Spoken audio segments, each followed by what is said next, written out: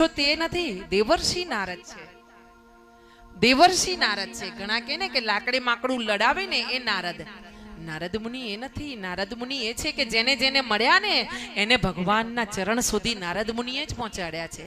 હા, ધ્રુવ હોય, પ્રહલાદજી હોય કે આપણે બધા હોઈએ, એકવાર મનથી નારદ મુનિને દેવ માની લેવાના. મેં વર્ષોથી જ્યારથી હોશ સંભાળ્યો ત્યારથી મને એક જ ખબર પડી કે નારદ મુનિને ગુરુ માનવાના.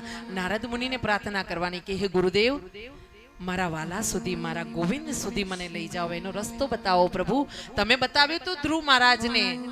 એ નાના અમથા બાળકને ખબર નહોતી કે તપ કેવી રીતે કરવું, નામ સ્મરણ. તમે એના કાનમાં મંત્ર દીધો તો એવો મંત્ર મને પણ આપો. એમને રસ્તો બતાવ્યો તો ધ્રુવ મહારાજને તમે નારદ મુનિ કે તમે મધુબનમાં જાઓ અને ત્યાં ભગવાનનું તપ કરો. મને પણ મધુબન સુધીનો રસ્તો બતાવી દો. હા, આટલી દયા કરો હે નારદ મુનિ, કૃપા કરો.